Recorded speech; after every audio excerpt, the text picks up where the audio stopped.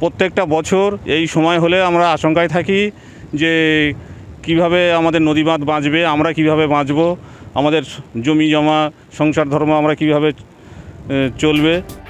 এমনিতেই বেহাল ছিল নদী বাঁধ। ঘূর্ণিঝড় রেমালের তাণ্ডবে এবার তা ভেঙে পড়েছে। প্লাবনের আশঙ্কায় রাতের ঘুম ছুটেছে দক্ষিণ 24 পরগনার গোসাবার পাখিরালয় গ্রামের বাসিন্দাদের। এখানকার যে নদী বাঁধ রয়েছে সেই নদী বাঁধটা কিন্তু সম্পূর্ণ প্লাস্টিক দিয়ে ঢাকা দেওয়া রয়েছে। কারণ এই কাঁচা নদী বাঁধ যদি প্লাস্টিক দিয়ে না ঢাকা হয় তাহলে কিন্তু জলের ঢেউয়ে মাটি গলে যে কোনো মুহূর্তে গ্রামের মধ্যে জল ঢুকে পড়তে পারে। সেই কারণের জন্য এখানকার মানুষজন কিন্তু প্রচণ্ড আতঙ্কের মধ্যে রয়েছে। কখনোই তো হয় না, রাস্তা হবে বহুবার তো শুনেছি, কিন্তু কোনোবারই তো হয়ে ওঠেনি।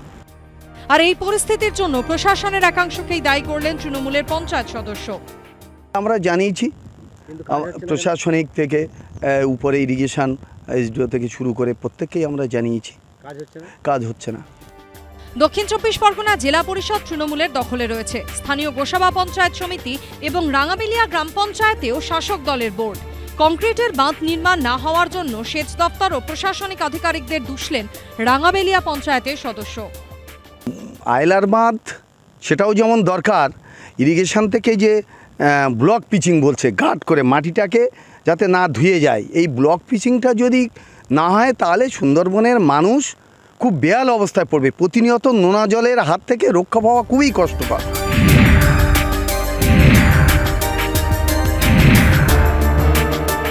গোসাবা ব্লক প্রশাসন এবং পঞ্চায়েত সমিতি এবং ইরিগেশনের দপ্তরের যৌথ উদ্যোগে সমস্ত গোসাবা ব্লকের নদী বাঁধগুলো কাজ হয়েছে এবং যারা আজকের বলছেন, ঠিক আছে, রাজ্য সরকার সব দিক দিয়ে যতটা সম্ভব সব দিক দিয়ে হেল্প করেছে নদী বাঁধ যাতে ভালো থাকে।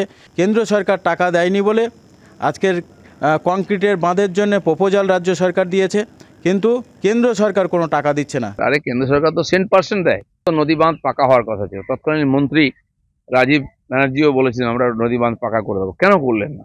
সরকার পাল্টাচ্ছে, মন্ত্রী পাল্টাচ্ছে, সমস্যা সেখানকার থেকে যাচ্ছে, টাকাও পড়ে থাকছে, লুট হচ্ছে, নালে ফেরত যাচ্ছে।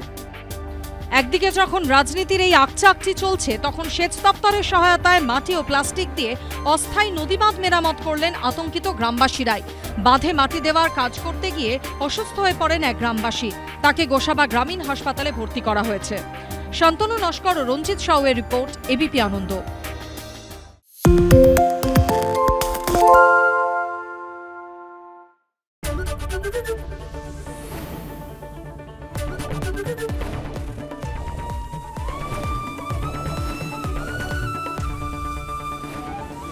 এবিপি আনন্দ, এগিয়ে থাকে, এগিয়ে রাখে।